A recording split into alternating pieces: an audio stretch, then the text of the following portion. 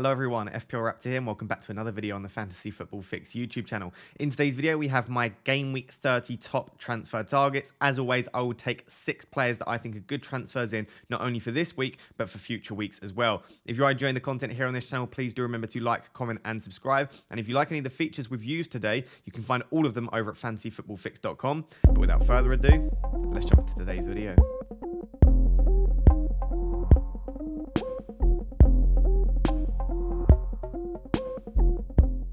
So we are starting with Harvey Barnes versus James Maddison. The reason for that is Leicester are the only team that are confirmed to play in blank Game Week 30. They've got a fixture against Brentford at home and also double in Game Week 33. So if you're slightly out of the loop with the news, there has been a double Game Week 33 confirmed. The 5 teams that have confirmed to have a double Game Week 33 are Brighton, Burnley, Leicester, Manchester United and Newcastle. Those are the 5 teams. And out of those 5 teams, I would say that Leicester's double is probably the best double out of the bunch.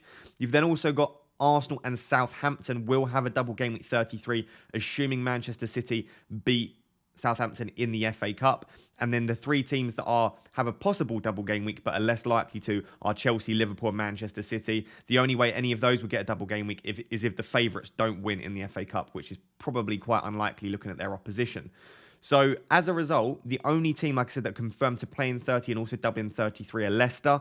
As I did say, assuming City beat Southampton, which you would think would happen, although Southampton have got results out of City in the past, Arsenal will also be the team to play in blank Game Week 30 and double in 33. So as a result, I think if I were targeting players this week and you've got sort of free reign to pick from whoever you want, I do think that picking from Leicester and Arsenal makes sense. Of course, if you're free hitting in 33, as I probably am, then this might not be as much of an issue for you. And as a result, you might not necessarily want to target Leicester and Arsenal as much. But even outside of that, they've both got a decent fixture this week and they've got decent fixtures long term as well.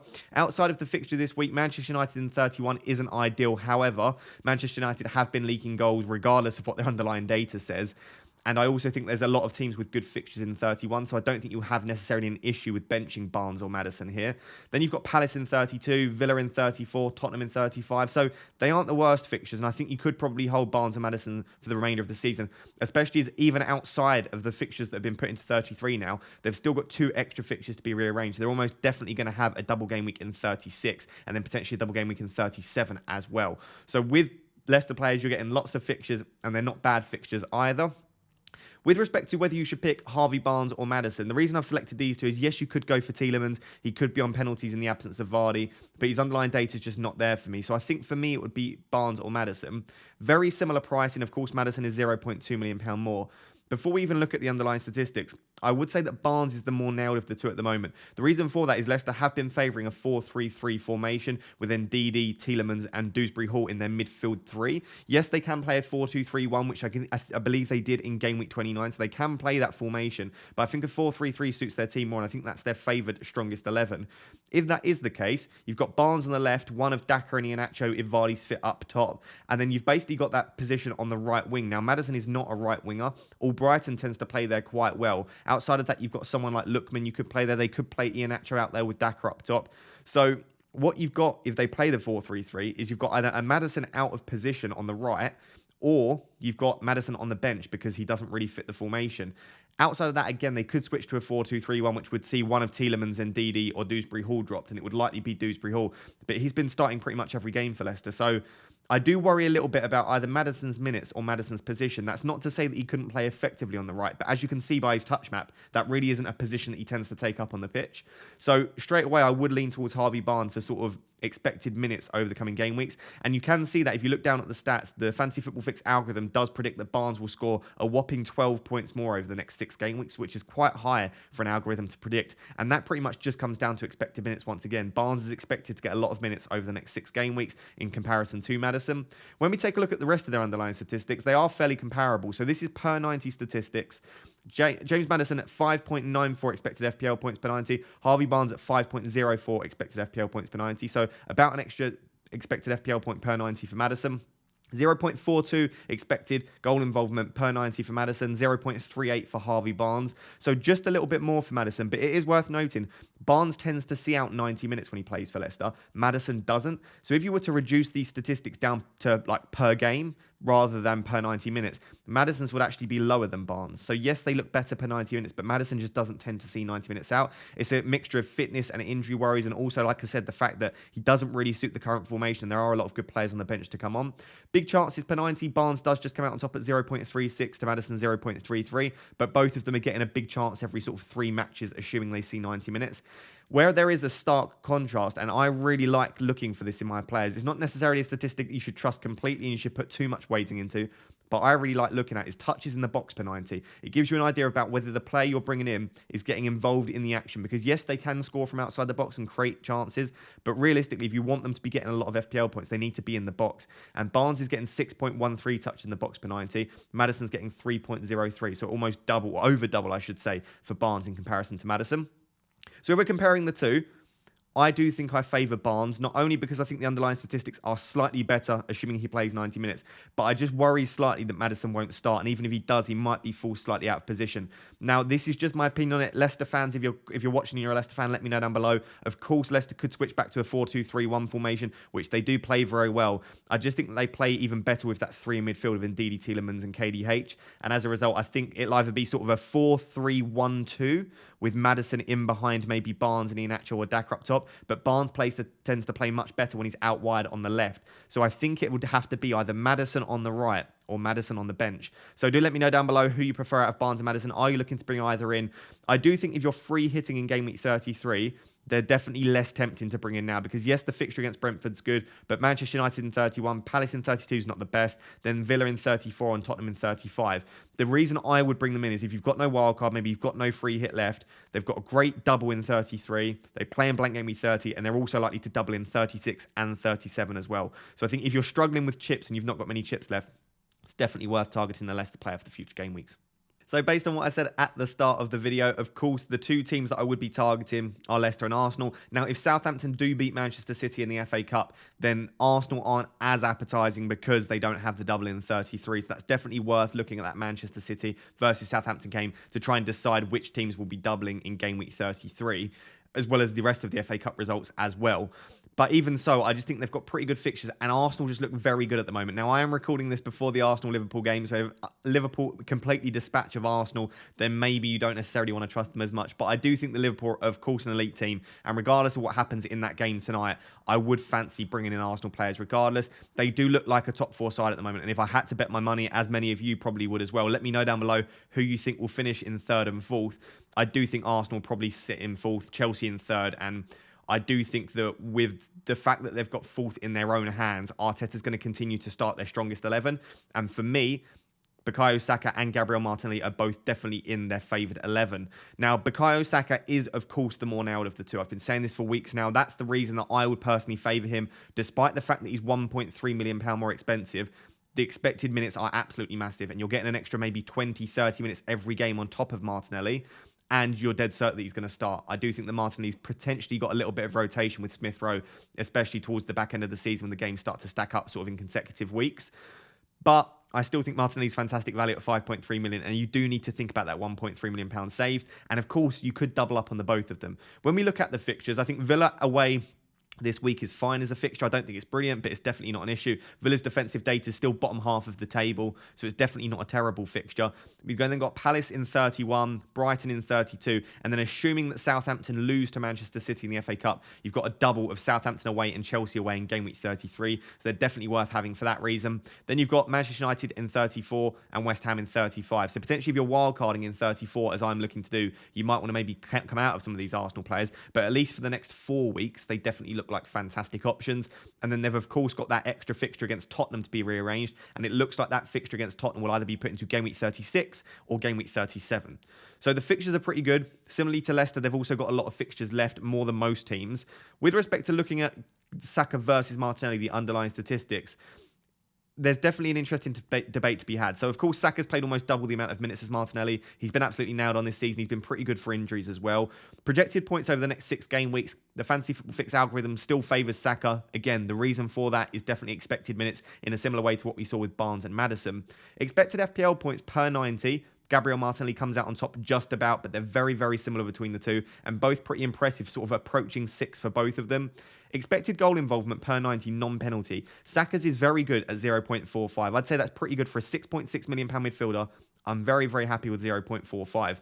Martinelli's is actually 0.56, so a whole 0.11 higher than Saka's. Now, that isn't necessarily a massive difference over a short period of time, maybe 2 or 3 game weeks. But if you're looking to hold Saka and Martinelli or Martinelli over the remainder of the season, potentially you don't have a wild card, then that can stack up to almost an expected goal involvement extra over that sort of period. And for me, that is a significant difference when you're getting towards more than sort of 0.1 per 90 difference between two players.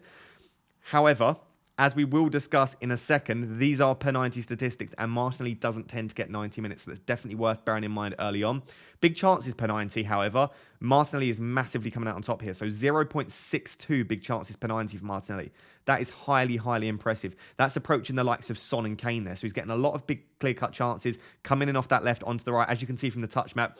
Saka and Martinelli very, very similar, but Martinelli tends to come a little bit more central, and he also tends to get in behind the defence a little bit more. So this is more of an eye test thing as opposed to a statistics thing. But Saka tends to play in front of defences and run at them, whereas Martinelli tends to get in behind defences and have one-on-ones with a goalkeeper. If you look at touches in the box per 90, both of them incredibly impressive, but Saka's approaching 7 here at 6.97 touch in the box, Martinelli at 6.04. So looking at this, I'd say they're fairly comparable, and if anything, I would prefer Martinelli. However, as I said, these are per 90 statistics. So specifically because Saka gets a lot more minutes than Martinelli, and Martinelli tends to come off early for Smith Rowe, what I thought would be interesting to do just for the next section is to just look at the statistics per game or per start, because what that tells you is taking into account minutes, what should that underlying data look like per game as opposed to per 90 minutes. So let's take a look at that. So when we change it to per game as opposed to per 90 minutes, i.e. taking into account the fact that Martinelli doesn't play 90 minutes a game on average anyway, you can see that all of a sudden the statistics close much closer. So expected FPL points per 90 for Saka is in the lead now at 4.81 to Martinelli's 4.08. However, even when you take into account minutes now, so just per game, Martinelli's underlying statistics are still higher than Saka's at 0.4. Saka's are 0.39. Big chances per 90. Martinelli still comes out on top at 0.44. Saka's is 0.19. So Saka's not getting many big chances. He's getting about 1 big chance every 5 games, whereas Martinelli's getting 1 almost every 2 games. And then touches in the box, Saka is massively out on top here at 5.96 to Martinelli's 4.33. So per game, Martinelli's no longer sort of the clear favourite, but he is still comparable to Saka. So for me, just due to eye test, due to the fact that I also think he's got less competition to start, I not only think Martinelli's an issue with respect to coming off around 70, 80 minutes, but I think now that Smith Rowe looks like he's back fit and firing, I think he could potentially start a couple of games ahead of Martinelli. I don't think it'll be many, probably across the next 10 games for the remainder of the season. I think Martinelli will maybe start 8 of those, but I do think Smith Rowe will start a couple. I think all of that taken together, I still just about prefer Saka. What I would say is Martinelli deserves some serious consideration, and I definitely think you could potentially either go for Martinelli if you need the funds, or you could double up on Saka and Martinelli, because Martinelli's statistics are, even when you account for minutes, still very highly impressive. So do let me know down below, are you team Saka, are you team Martinelli? Are you looking to potentially save with Saka at 5.3 million as opposed to 6.6 million? Are you looking to double up? Are you looking at any other Arsenal players, potentially someone like Lacazette or Ødegaard? For me, these are probably the 2 to own. I would just about prefer Saka, but if you've got a third Liverpool spot spare, Saka and Arsenal spot spare, I should say, Saka and Martinelli could be fantastic options as a double up. So these final 2 picks are a little bit punty, right? And they're not necessarily backed up by the statistics, but I do like to have a bit of fun with this series and suggest some players that maybe aren't necessarily being thought of that much. Now, I will say that Ivan Toney is definitely in people's thoughts. He's actually the most transferred in player at the time of recording, but I thought it would be interesting to place him alongside someone that isn't being transferred in by many, but I do think could be a cheeky pump for game week 30. Now, it's worth noting that, like I said, these are more sort of gut feeling, maybe fun picks as opposed to being massively backed up by the statistics. I think if you're trying to make the most sensible long-term picks, taking into account underlying statistics and also extra fixtures to be had that have already been scheduled and also to be rescheduled in the future, it's definitely worth targeting Leicester and Arsenal players, and maybe you might want to bring in some Spurs players as well. We looked at Kulusevski last week as an option. Maybe you want to go for Doherty, Son, Kane, etc. But I do think that these 2 are pretty good immediate short-term options, or if I were on my free hit, I'd almost definitely have both of these. I think they're both really good options, specifically for this week, but also for some future game weeks as well. So with Ivan Toney, of course, he's gone up to 6.6 million now. He has scored 5 goals in 2 game weeks. Now, it's worth noting that 3 of those are penalties. And his underlying statistics, as we'll discuss in a second, they're good. They're very good with penalties. Without the penalties, they're sort of mediocre average. But he is on penalties, and he does score most of the penalties he takes as well. So it's definitely worth understanding that he's got penalties in the locker. But if you take into account the fact that even outside of that, he's got 2 goals in 2 game weeks as a result, I still think he's a good option. Leicester this week is a great fixture. Leicester haven't been good defensively all season. Now, we know this for a fact. That being said, Fofana is apparently back in training. He could be back in the squad for game week 30. That would make them a lot stronger if we see Fofana alongside Soyuncu. I think nothing against Amati necessarily, but I definitely think Fofana is the better centre-back there. So that might give him a little bit more confidence at the back. In game week 31, obviously not a great fixture against Chelsea, but after that, West Ham, Watford, Tottenham, Manchester United, they're not bad fixtures. But like I said, it is mainly for this week, and you're hoping to hop on the fact that Toney is in good form and very, very sort of confident at the moment. Daniel Podence is a slightly out there pick, right? He's only 0.7% owned. I just really like the fixture this week against Leeds. I think that's a cracking fixture to try and jump on. He's then got Aston Villa and Newcastle following that. So realistically, if you bring in Podence, you're bringing him in for the next 3 games. And whilst Newcastle have been a little bit better defensively, I do still fancy him over those 3 games to get some returns. He does tend to start almost every game for Wolves. He gets the odd benching here and there, but I would hope that he would start the next 3 and at the very least start 2 and get fair minutes in the one that he doesn't start. Now, game week 33 is not a confirmed blank for Wolves. However, if Manchester City progress, i.e. if they beat Southampton, Manchester City versus Wolves will not go ahead in game week 33. And as a result, Wolves will blank. Now, the reason that they would blank as opposed to having that another fixture rearranged is they don't have any other fixtures to be rearranged. So the only fixture that they would then therefore after that have to be rearranged is the Manchester City fixture. So if that's a little bit confusing for you, essentially if Man City beat Southampton, Wolves are going to blank in game week 33. But after that, they've got Burnley and Brighton. So if you're looking to maybe you've already used your wild card, maybe you're looking to free hit in 33, Wolves assets a pretty good shout, whether that be Podence, Jimenez, Hwang, if Hwang's fit, whoever it may be, because 33 is the only one where you wouldn't necessarily want them because they blank. But outside of that, Leeds, Villa, Newcastle, Burnley and Brighton, I think that's a really good fixture run for Wolves. They're not fantastic from an offensive perspective. We know this. And even defensively recently, they haven't been great. But I just really like that fixture in 30. And I think Podence at his price could be a pretty fun own if you don't want to go for a Martinelli or potentially you're already tripled up on Arsenal. If we look at the underlying statistics, I'm not necessarily comparing the two of them. These are just differentials in and of their own right. They've both got okay underlying statistics. The main thing to look at here is, of course, the non-penalty expected goal involvement per 90. 0.39 for Toney, 0.36 for Podence. So both of them, they're looking at pretty much an expected FPL return every sort of 3 games, which isn't terrible. Specifically for Podence at 5.5 million, I definitely don't mind that. Toney at 6.6, maybe that's not great, but there just aren't that many good strikers to choose from. And the fact that Toney's on penalties definitely boosts his appeal. His penalty, when you take penalties into account, his expected goal involvement's above 0.5. So Toney could still be a fantastic option. Big chances per 90. This is the only thing I don't really like about Podence, is that he doesn't get a lot of big chances, is 0.07 per 90. Of course, Toney's at 0.43 per 90 is massively sort of sensationalized by the fact that he's on penalties. If you take away the penalties, he's not getting that many big chances per 90 from open play. And then neither of them are getting that many touches in the box, but Toney is getting slightly more at 4.25. So these are sort of, like I said, 2 fun options. Let me know down below if you've got any fun options for game week 30 and beyond.